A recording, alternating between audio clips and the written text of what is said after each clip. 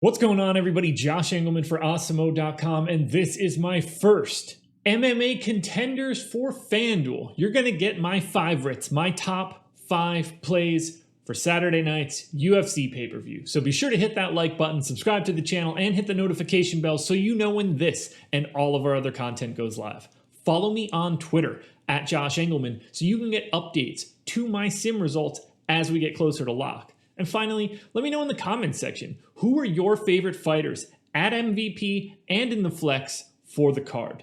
We're just starting off at the bottom. Number 10, Nicholas Dalby. Number 9, Antonia Shevchenko. Number 8, Brandon Moreno. Number 7, Alan Jouban. And number 6, ARIANE LIPSKI.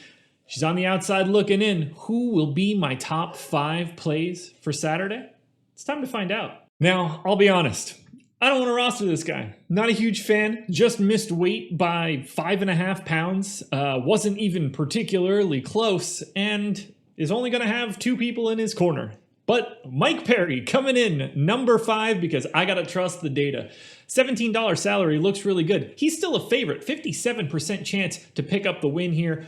Based on the Awesemo.com data, I have him as the optimal MVP 4% of the time, shows up in the optimal flex spot 27% of the time. That's the 5th highest combination of anyone on the card. Look, he has the opportunity to end a fight with one punch, and he didn't suck himself completely out. I assume that, we might see a rough, let's say, 3rd round if he gets there, but there's nothing to say that Mike Perry can't go out there and land a knockout punch. And if he does that at $17, he's going to be a very important piece of your lineup. As you can see, his best pairs are all the high-level favorites. FIGUEIREDO, Valentina Shevchenko, JOAQUIN Buckley.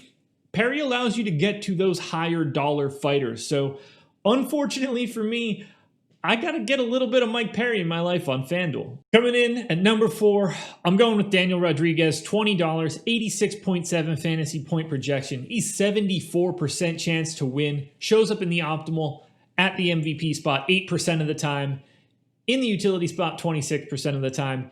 He's like 45% to win this fight by TKO. It looks really good. And the $20 salary, not too much of a problem. Rodriguez 3-0 in 2020. It's kind of nice. I do like Dalby a little bit just because of his salary as an underdog. That's why you see him showing up in the number 10 spot, but it's hard to get away from Daniel Rodriguez. I think he pairs really nicely with ARIANE LIPSKI. That's 2 salaries that I think fit well together.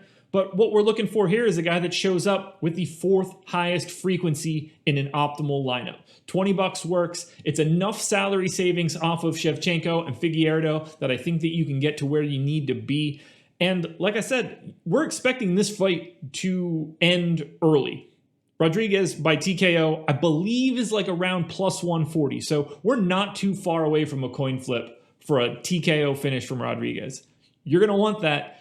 I'm not so sure I love him a ton in the MVP spot, so keep a close eye on his ownership, but I definitely want to have a lot of exposure to Rodriguez overall. The problem with Rodriguez is he's $1 more expensive than JOAQUIN Buckley. Buckley, $19, 82.8 fantasy point projection, and he is 70% to win this fight.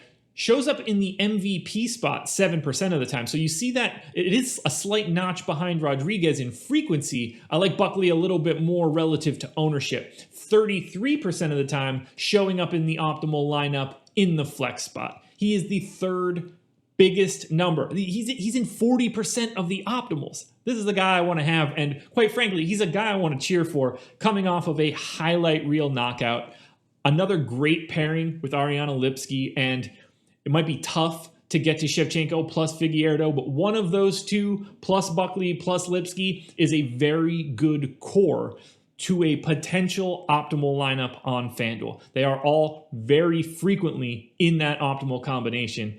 Look, we're rostering Buckley because we think he finishes this one quickly. We're rostering Buckley because we think he finishes this one in spectacular fashion. Those are both reasons that are fun, which is awesome to me. On the other side of that is the data, and the data is putting him in the optimal lineup more frequently than anyone other than the 2 champions. That's what I want to see. When those 2 things come together, it's perfect harmony. I'm betting on Buckley. I'm rostering Buckley. Really excited to see what he has in the future. Joaquin Buckley, number 3. On FanDuel, the order is reversed. Number 2, Deiveson Figueiredo, $21, projected for 99 fantasy points, 73% win percentage, shows up in the MVP spot 14% of the time.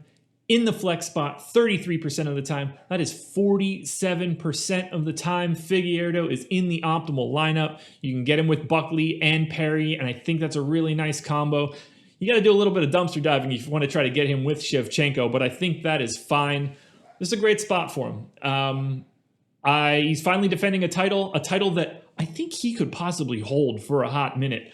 I think he looked fantastic against Joseph Benavidez. Joseph Benavidez doesn't really lose a lot of fights to people that aren't the elite of the elite. And I think Figueiredo is that guy. However, I don't think that he is the absolute best play on FanDuel this Saturday. That would be my number 1, Valentina Shevchenko, $23, projected for 108 fantasy points. She wins this fight 90+% of the time. She's the optimal MVP 20% of the time. She's an optimal flex play 37% of the time.